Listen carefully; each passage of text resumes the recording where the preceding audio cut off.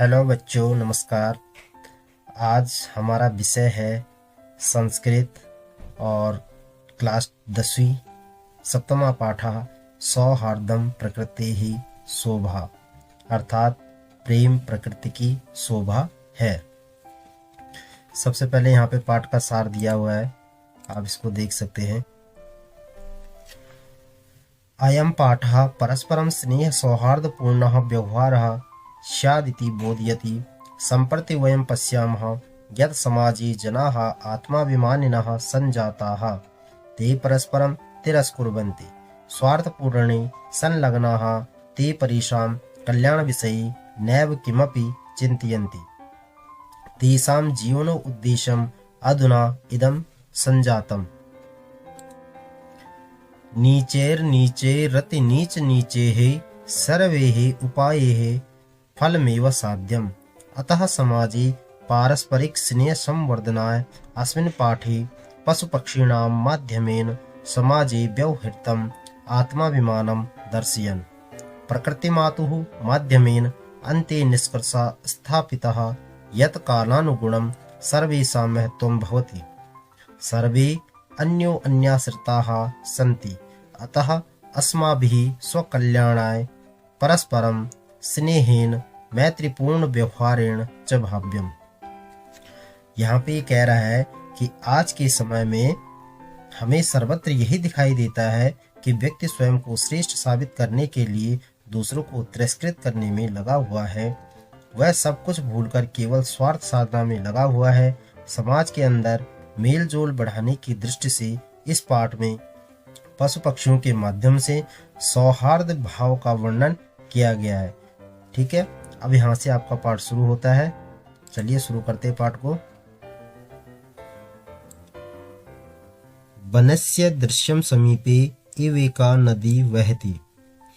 ये कह रहा है कि वन का दृश्य, समीप में एक नदी भी बह रही है।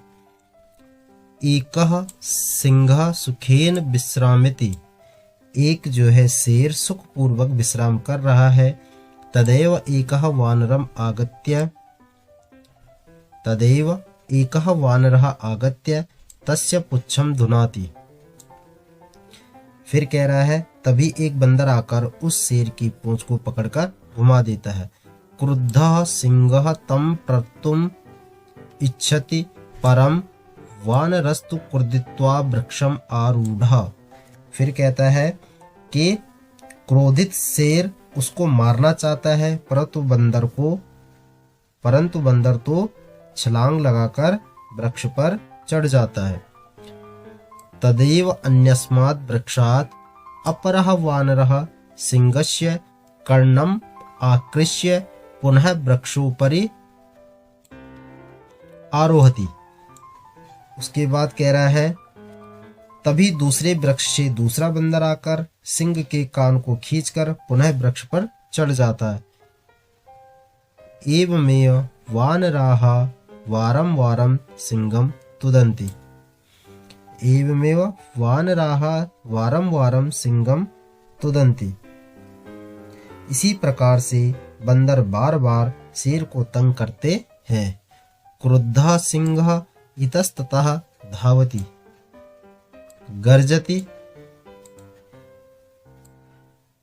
गर्जति परम किमपि कर्तुं समर्थः एव तिष्ठति।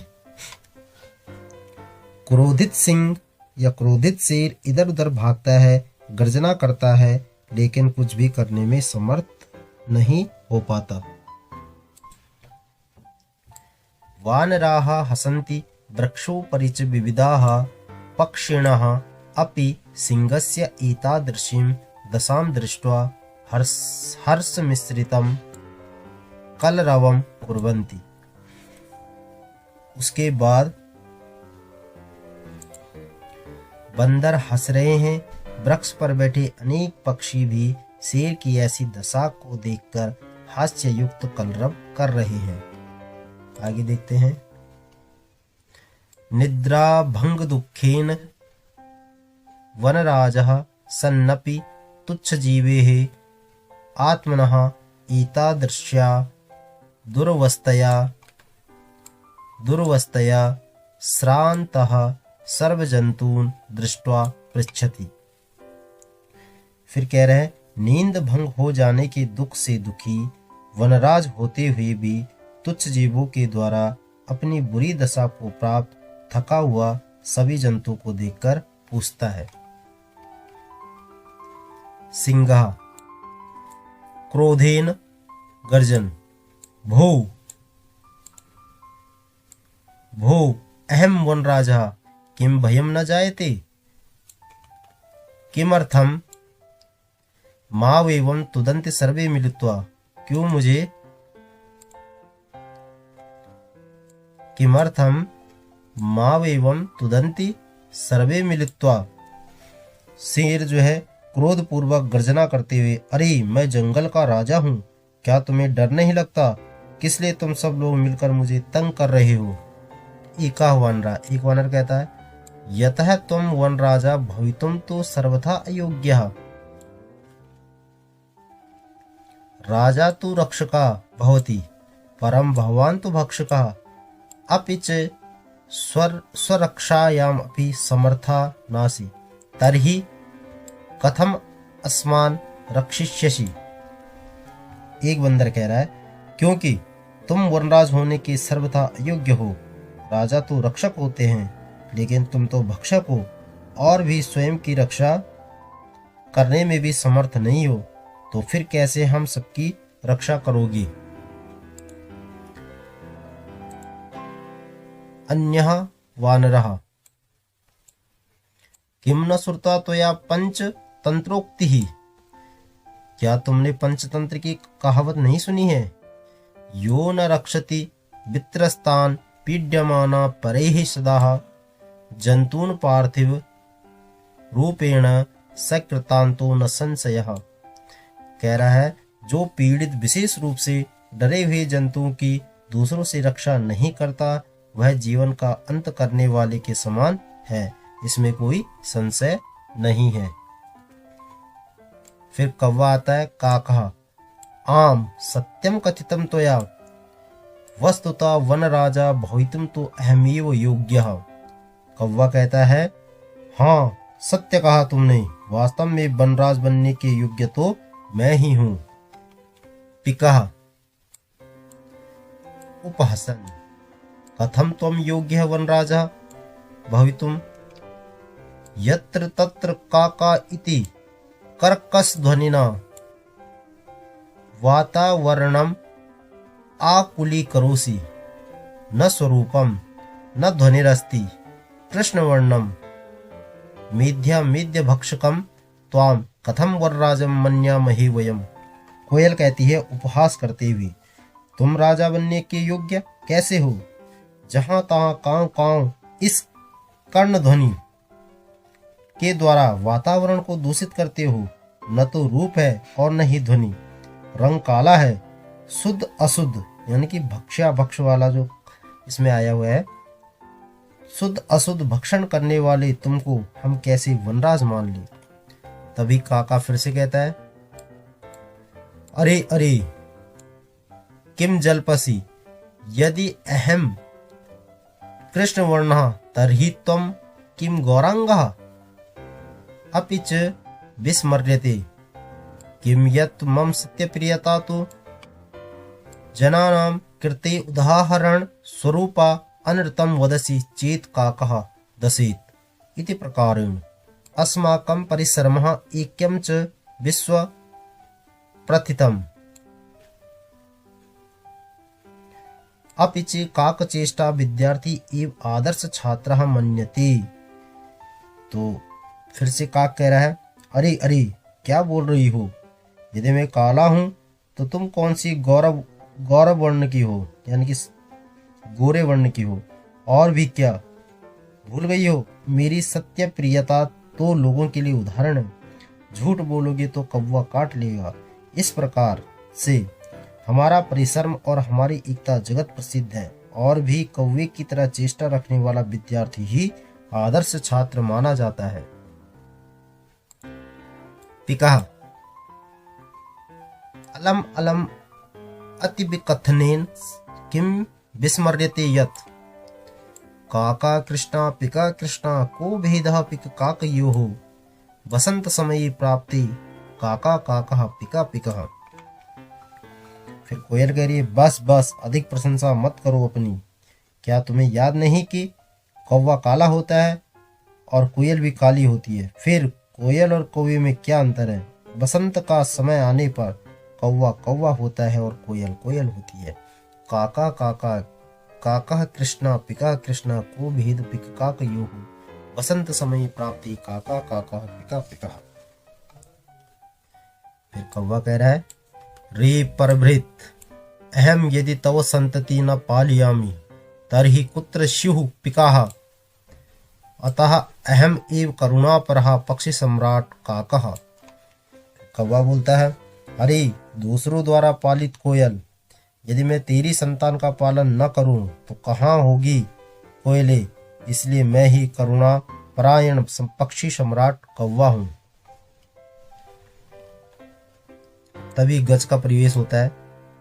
समीपतः एवा गच्छन् अरे अरे सर्वं संभाषणं शृण् वन्यवाहम अत्र आगच्छम्। तो हाथी जो है समीप में आते हुए अरे अरे सभी की बात सुनने के लिए ही मैं यहाँ आया हूँ।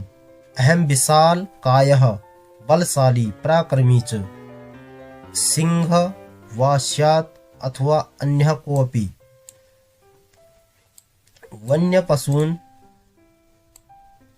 वन्यपशून् तु तुदन्तं जन्तुम् अहम स्वशुण्डेन पोथयित्वा मारयिष्यामि। मैं जो है स्थूल शरीर वाला बलशाली और पराक्रमी हूँ, चाहे शेर हो अथवा अन्य कोई भी जीव। जंगली पशुओं को तो मैं तंग करते हुए मैं प्राणी को अपनी सूंड से पटक पटक कर मार डालूंगा। किमन्यः को अप्य अस्ति एतादृशः पराक्रमी अतः अहम एव योग्यः वनराज पदाय। क्या दूसरा कोई और भी है ऐसा पराक्रमी? इसलिए मैं ही जंगल का राजा बनने योग्य हूं। तभी वहां पे बंदर आता है। वानरा अरे अरे एवं वा शीघ्रमेव गजस्यापि पुच्छम विधूय वृक्षोपरि आरोहति। तभी जो है बंदर आता है और कहता है अरे अरे ऐसा है क्या? शीघ्र ही हाथी की भी पूंछ को खींचकर वह वृक्ष पर चढ़ जाता है। गजः तं वृक्षमेव स्वशुण्डेन आलूढयितुम् इच्छति परं वानरस्तु क्रुद्धित्वा अन्यं वृक्षम् आरोहति। एवं गजं वृक्षात् वृक्षं प्रतिधावन्तं दृष्ट्वा सिंहः अपि हसति वदति च। हाथी उस वृक्ष को ही अपनी सूंड से उखाड़ना चाहता था, लेकिन बंदर कूदकर दूसरे वृक्ष पे चढ़ जाता है। इस प्रकार हाथी को एक वृक्ष से दूसरे वृक्ष की तरफ दौड़ते हुए देखकर शेर भी हंसने लगा और बोला, क्या बोला? सिंहः भो गज माम अप्पे वा मेवा तुदन इते वानरः। तो शेर बोलता है हे गजराज मुझे भी ये बंदर इसी प्रकार तंग करते हुए वानरा।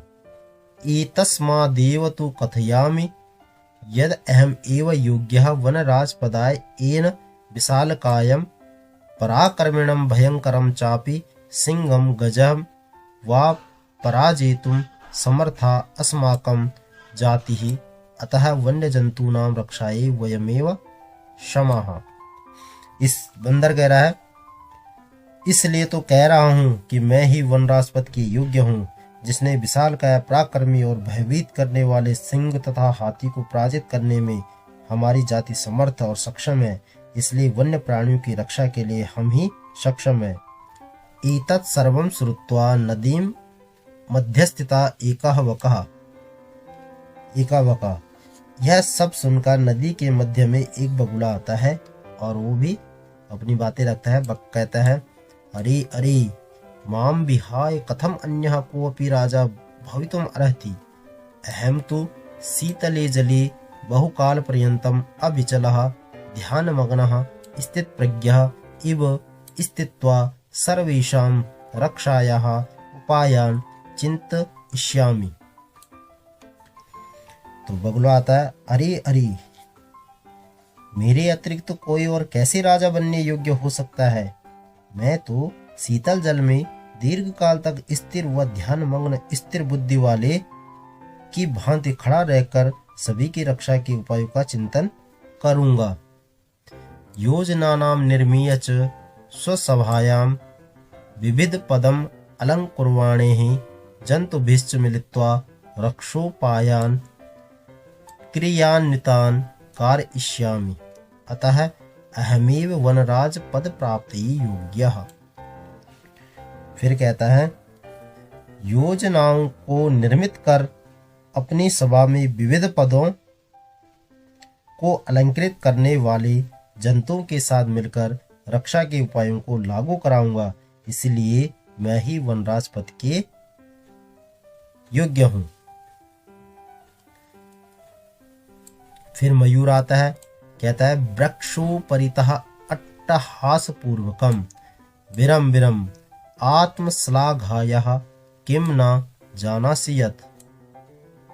मोर आता है, मोर कहता है, वृक्ष के ऊपर से ठाका मारते हुए, रुको रुको, आत्म प्रशंसा मत करो। क्या तुम नहीं जानते कि यदि अच्छा नेता या राजा नहीं हो तो प्रजा कर्णधार रहित नौका की तरह समुद्र में डूब जाती है। यदि न शान परितः सम्यक नेता तथा प्रजा अकर्णधारा जलधौ विप्लवीतिह नौरिवः। अब ये भी इसका मतलब बताया कि क्या तुम नहीं जानते हो, यदि अच्छा नेता या राजा नहीं हो तो प्रजा कर्णधार रहित नौका की तरह समुद्र में डूब जाती है। को न जानाति तव ध्यानावस्थां स्थित प्रज्ञा इति व्याजेन वराकान मीनान छलेन अधिगृह्य क्रूरतया भक्षयसि धिक् त्वां तव कारणातु सर्वं पक्षिकुल मेवावमानितं जातम। कह रहा है, तुम्हारी ध्यानावस्था को कौन नहीं जानता? स्थित प्रज्ञ की तरह स्थित होकर छल पूर्वक बेचारी मछलियों को पकड़कर क्रूरता पूर्वक खा जाते हो। तुमको धिक्कार है, तुम्हारे कारण तो संपूर्ण पक्षी कुल ही शर्मसार हो गया है। उसके बाद आगे देखते हैं, वानरः सगर्वम अतएव कथयामि यत अहमेव योग्यः वनराजपदाय।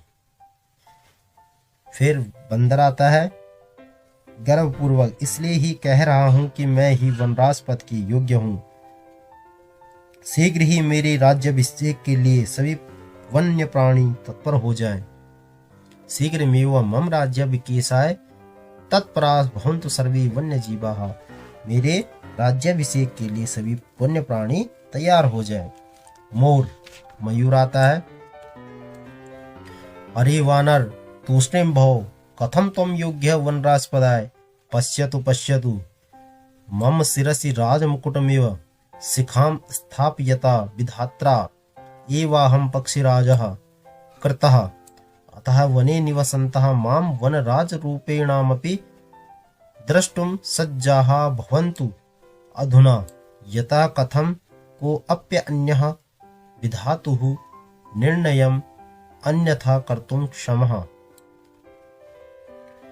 मोर कहता है, अरे बंदर चुप हो जा, तुम वनराज पद की योग्य कैसे हो? देखो देखो, मेरे सिर पर विधाता ने यानी कि ब्रह्मा जी ने राजमुकुट के समान शिखा को स्थापित करके मुझे ही पक्षीराज बना दिया है। इसलिए वन में निवास करने वाले मुझको वनराज के रूप में देखने के लिए तैयार हो जाओ, क्योंकि अब कैसे कोई भी विधाता के निर्णय को बदल सकता है। तभी कौवा फिर से बोलता है, सविंगम व्यंग के साथ, अरे अहिभुक नृत्यातिरिक्तम का तव विशेषता यत् त्वां वनराजपदा योग्यम मन्यामहि वयम्। अरे सर्प को खाने वाले, नाचने के अतिरिक्त तुम्हारी और क्या विशेषता है जो हम सब तुम्हें वनराज पद के योग्य मान ले।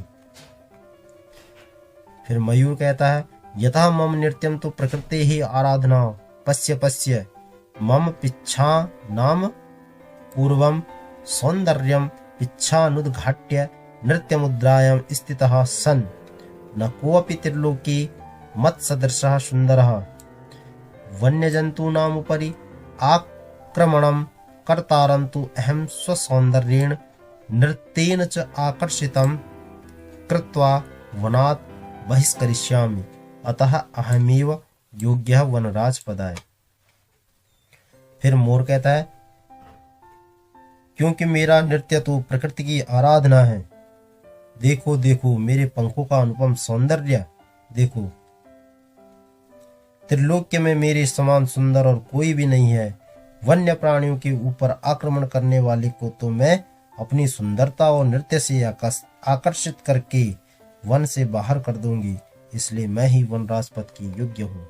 एतस्मिन्नेव काले व्याघ्र चित्रकौ अपि नदी जलम पातुम आगतौ एतम विवादम सुन्नुतः वदतः च। उसके बाद उसी समय ही काला बाघ और चीता भी नदी का जल पीने के लिए आए इस विवाद को सुनते हैं और बोलते हैं। व्याघ्र चित्रकौ बाघ और चीता, अरे किम वनराजपदाय सुपात्रम चीयति, अरे किम वनराजपदाय सुपात्रम चीयति, अरे क्या वनराज पद के लिए सुपात्र का चयन कर रहे हो। एतद् अर्थम तु आवाम्य योग्यो यस्य कस्यापि चयनं कुर्वन्तु सर्वसम्मत्या। कह रहा है इसके लिए तो हम दोनों ही योग्य हैं, सर्वसम्मति से जिस किसी का भी चयन कर लो। सिंह कहता है तुष्टिम भव भौ युवामपि मत सदृशो भक्षको न तो रक्षको इति वन्यजीवाः भक्षकं रक्षकपद योग्यम न मन्यन्ते अतएव विचार विमर्शः प्रचलति। शेर कहता है अरे चुप हो जाओ तुम दोनों भी मेरे ही समान भक्षक हो, रक्षक नहीं। ये वन के प्राणी भक्षक को रक्षक पद के योग्य नहीं मानते, इसलिए विचार विमर्श चल रहा है। बगुला कहता है सर्वथा सम्यक उक्तम सिंह महोदय वस्तुतः एव सिंहेन बहुकाल पर्यन्तं शासनं कृतं परम अधुना तु कोऽपि पक्षी एव राजेति निश्चेतव्यम् अत्र तु सन् शीतले शस्यापि अवकाशः एव नास्ति। वह कह रहा है सिंह महोदय ने सर्वदा उचित ही कहा है। वास्तव में शेर ने लंबे समय तक शासन किया है, लेकिन अब तो कोई पक्षी ही राजा बनेगा यह निश्चित ही है, इसमें लेश मात्र भी संदेह की गुंजाइश नहीं है। आगे देखो सर्वे पक्षिणा उच्चैः आम आम कचित खगः एव वन राजा भविष्यति इति। सभी पक्षी जोर से बोलते हैं हाँ हाँ कोई पक्षी ही जंगल का राजा होगा। परम कश्चिदपि खगः आत्मानं विना नान्यं कमपि अस्मै पदाय योग्यं चिन्तयन्ति तर्हि कथं निर्णयः भवेत्। तदा तैः सर्वैः गहन निद्रायां निश्चिन्तं स्वपन्तं उलूकं वीक्ष्य विचारितं यदीशः। लेकिन कोई भी पक्षी अपने अलावा किसी और को इस पद के योग्य नहीं मानता तो कैसे निर्णय हो। तब उन सभी के द्वारा गहरी नींद में निश्चिंत सोए हुए उल्लू को देखकर विचार किया गया। आत्मश्लाघाहीनः पद निर्लिप्तः उल्लूकम् एवास्माकं राजा भविष्यति परस्परम् आदिश्यन्ति च तदा नीयन्तां नृपाभिषेक्षं मंदिना संभारा इति। आत्मश्लाघाहीना पद निर्लिप्तः उल्लूकः, यानी कि तब उन सभी के द्वारा गहरी नींद में निश्चिंत सोए हुए उल्लू को देखकर विचार किया गया कि यह आत्म प्रशंसा से रहित पद लिप्सा से हीन उल्लू ही हमारा राजा होगा। तब राज्याभिषेक संबंधी सभी सामग्रियां लाओ, ऐसा आदेश एक दूसरे को देते हैं। सर्वे पक्षिणः सज्जाहि गन्तुम् इच्छन्ति तर्हि सहसा एव। सभी पक्षी तैयारी के लिए जाना चाहते हैं, तभी अनायास सहसा ए मतलब अनायास काका कहता है अट्टहास पूर्णेन सुरेण सर्वथा अयुक्तम एतत् यन मयूर हंस कोकिल चक्रवाक सुक सारसादिषु पक्षि प्रधानेषु विद्यमानेषु दिवान्धस्यस्य कराल वक्त्रस्याभिषेकार्थं सर्वे सज्जाः पूर्णं दिनं यावन् निद्रायमाणः ईशा कथम अस्मान् रक्षिष्यति वस्तु तस्तु। अट्टहास पूर्ण आवाज में कौवा कहता है अट्टहास पूर्ण आवाज में, यह तो सर्वथा योग्य है।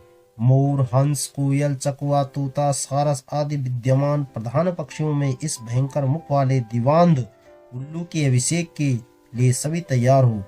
सारे दिन नींद में डूबा हुआ यह उल्लू कैसे हम सब की रक्षा करेगा। वास्तव में तो स्वभाव रौद्रम अत्युग्रम क्रूरम अप्रियवादिनम उलूकम निरपतिम कृत्वा कानुसिद्धिर भविष्यति। स्वभाव से क्रोधी, अत्यंत उग्र, क्रूर, अप्रिय बोलने वाले उल्लू को राजा बनाकर कौन सी सिद्धि प्राप्त होगी। तथा प्रविशति प्रकृति माता, उसके बाद प्रकृति माता का प्रवेश होता है। प्रकृति माता सस्नेहम भो भो प्राणिनः यूयम सर्वे एव मे संततयः कथम मिथा कलहम कुरुथ। वस्तुतः सर्वे वन्यजीविनः अन्यो अन्याश्रिताः सदैव स्मरत। तभी जो है उसके पश्चात जो है प्रकृति माता प्रवेश करती है, स्नेह पूर्वक कहती है, हे प्राणियों, तुम सभी मेरी ही संतान हो, क्यों आपस में झगड़ा कर रही हो। वास्तव में सभी वन्य प्राणी एक दूसरे पर आश्रित है, हमेशा यह बात याद रखो। ददाति प्रतिगृह्णाति गुह्यम आख्याति पृच्छति भुंक्ते भोजयते चैव षड्विधम प्रतिलक्षणम। कह रही है देता है, स्वीकार करता है, गुप्त बात बताता है, पूछता है, खाता है और खिलाता है। ये 6 प्रीति के ही लक्षण हैं। ये 6 प्रीति के ही लक्षण हैं। ददाति प्रतिगृह्णाति गुह्यम आख्याति पृच्छति भुंक्ते भोजयते चैव, ये षड्विधम, ये 6 जो है प्रीति के लक्षण हैं। सर्वे प्राणिनः समवेत स्वरेण, सभी प्राणी जो है एक स्वर में। महतः कथयति तो भवति सर्वथा सम्यक परम वयम भवति न जानीमः। माता, आप सर्वथा उचित ही कह रही हो, परंतु हम सब आपको नहीं जानते। आप अपना परिचय दीजिए। भवत्याः परिचय का, आपका परिचय क्या है। प्रकृति माता अहम प्रकृति ही युष्माकम सर्वेशम जननी, मैं प्रकृति हूँ, तुम सबको जन्म देने वाली तुम्हारी जननी हूँ। यूयम सर्वे एव मे प्रिय, तुम सब मेरे लिए प्रिय हो। सर्वेषाम एव मत प्रकृति महत्वम विद्यते यथा समयम न तावत कलहेन समयम वृथा यापयन्तु अपितु मिलित्वा एवं मोदध्वम जीवनम च रसमयम कुरुध्वम तद्यथा कथितम। कह रही है यथा समय तुम सभी मेरे लिए ही महत्वपूर्ण हो, इसलिए झगड़ा करके समय को व्यर्थ में मत गवाओ, अपितु मिल करके प्रसन्न हो जाओ और जीवन को रसमय बनाओ। जैसा कि कहा गया है, तद्यथा कथितम, जैसा कि कहा गया है, प्रजा सुखी सुखम राज्ञः प्रजानां च हिते हितम नात्म प्रियम हितम राज्ञः प्रजानां तु प्रियम हितम। प्रजा सुखी सुखम राज्ञः प्रजानां च हिते हितम नात्म प्रियम हितम राज्ञः प्रजानां तु प्रियम हितम। अपिच, फिर कह रहा है जैसा कि कहा गया है, प्रजा के सुख में ही राजा का सुख होता है और प्रजा के हित में ही हित होता है। राजा का अपना कोई हित नहीं होता, अपितु प्रजा का प्रिय होना ही वास्तविक हित होता है। अपिच अगाध जल संचारी न गर्भम याति रोहितः अंगुष्ठोदक मात्रेण सफरी फुरफुरायते। अंगुष्ठोदक मात्रेण सफरी फुरफुरायते, ये कह रहा है और भी अथाह जलधारा में संचरण करने वाली रोहित नाम की मछली गर्भ को नहीं प्राप्त होती है, यानी कि घमंड को प्राप्त नहीं होती, लेकिन अंगूठे के बराबर जल में छोटी मछली फुर फुर करती है।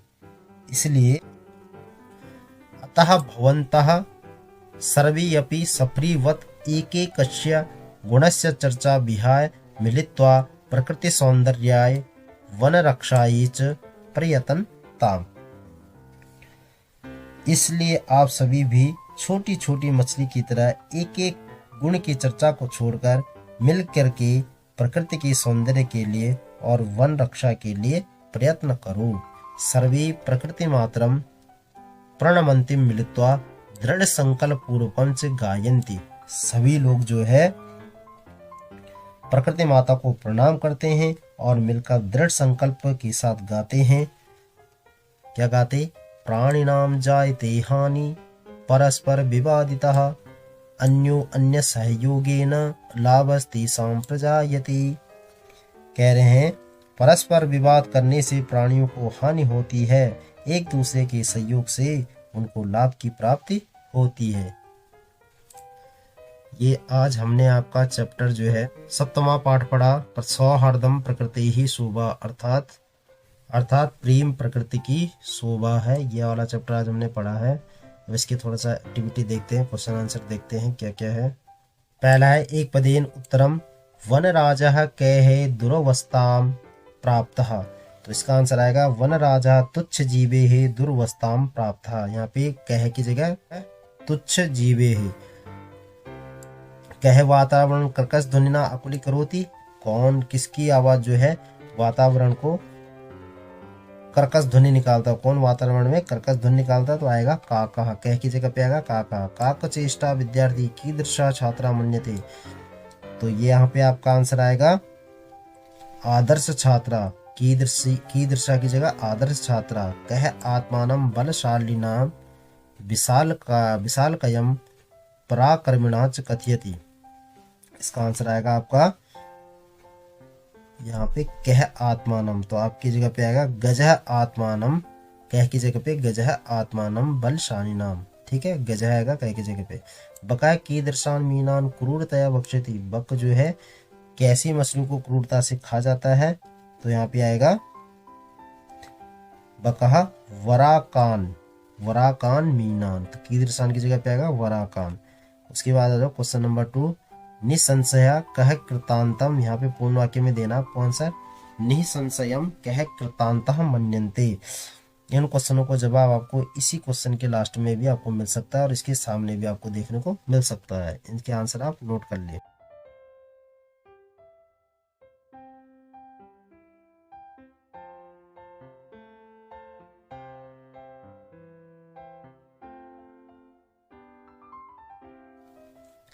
प्रश्न नंबर 3 है रेखांकित पदम आधृत्य प्रश्न निर्माणम करो। रेखांकित पदों को देखकर उनका प्रश्न निर्माण करना है जहाँ पे रेखांकित पद है। सिंहा वानराभ्याम स्वरक्षायाम असमर्था एवासी। तो यहाँ पे स्वरक्षायाम है, तो स्वरक्षायाम की जगह पे आएगा कस्याम, षष्ठी विभक्ति बहुवचन। गजः वन्य पशून तुदंतम सुंडेन पोथ इत्वा मार्यति। तो यहाँ पे आपका सुंडेन की जगह पे आएगा केन। वानरा आत्मानम वनराज पदाय योग्यम मन्यते। यहाँ पे वनराज पदाय की जगह पे आएगा कस्मै या किमर्थम। कस्मै या किमर्थम। मयूरस्य नृत्यम प्रकृति ही आराधना। तो यहाँ पे प्रकृति ही की जगह पे आएगा कश्याः। ठीक है। सर्वे प्रकृति मातरम प्रणमन्ति। तो यहाँ पे प्रकृति मातरम की जगह पे आएगा आपका काम। प्रकृति मात्रम की जगह काम। चौथा क्वेश्चन है शुद्ध कथनानाम समक्षम आम अशुद्ध कथनानाम समक्षम न इति लिखा। सिंगा आत्मानम तुदंतम वानरम मार्यति। तो यहाँ पे आपका पहला क्वेश्चन है, इसमें आपको लिखना है पहले में आएगा न। ठीक है। का इति बकस्य ध्वनि भवति। तो यहाँ पे भी आएगा न। काक पिकयोः वर्णः कृष्णा भवति। यहाँ पे आएगा आम। का कौवे और कोयल का जो वर्ण था वो काला था। गजय लघुकाय निर्बला च भवति। गजय छोटा था और निर्बल था, इसमें आएगा न। क्योंकि वो बलशाली था और पराक्रमी था। मयूरः बकस्य कारणात् पक्षिकुलम अवमानितम मन्यते, यहाँ पे आएगा आम। अन्यो अन्य सहयोगेन प्राणिनाम लाभः जायते, यहाँ पे भी आएगा आम। क्वेश्चन नंबर 5 देखो, मंजूषाता समुचितम पदम, मंजूषातः समुचितम पदम चित्वा रिक्त स्थानानि पूरयत्। यहाँ पे आपको कुछ शब्द दिए हुए, स्थिति प्रज्ञा, यथा समयम, मेध्या मेध्य भक्षकः, अहिभुक, आत्मश्लाघाहीना और पिकः। ये कुछ शब्द दिए गए हैं, इनको आपको फिल इन द ब्लैंक्स में भरना है। तो पहले में आएगा काकः मेध्या मेध्य भक्षका भवति, पहले में आएगा मेध्या मेध्य भक्षका। दूसरे में आएगा परभृत अपि कथ्यते, काक को परिभृत भी पिक को परिभृत भी कहते हैं, तो यहाँ पे आएगा पिकः परभृत अपि कथ्यते। बकः अविचलः इव तिष्ठति, तो यहाँ पे आएगा स्थित प्रज्ञः। मयूरः इति नामना अपि ज्ञायते, मयूर कहते हैं अहिभुक, अहिभुक सांप को खाने वाला। उलूखः पद निर्लिप्तः च आसीत्, यहाँ पे आएगा आत्मश्लाघाहीनः। सर्वेषामेव महत्वं विद्यते, तो आएगा यथा समयम। क्वेश्चन नंबर 6, वाच्य परिवर्तनम कृत्वा लिखत। उदाहरणम क्रुद्धः सिंहः इतस्ततः धावति गर्जति च, तो इसको आपको तृतीय व्यक्ति में करना, कर्मवाच्य में करना है। तो क्रुद्धः का क्रुद्धेन हो जाएगा, सिंह का सिंहेन, इतस्ततः धावति का धाव्यते, गर्जति का गर्जति च। और भी है आपके, और को भी आपको ऐसे ट्रांसलेट करना है।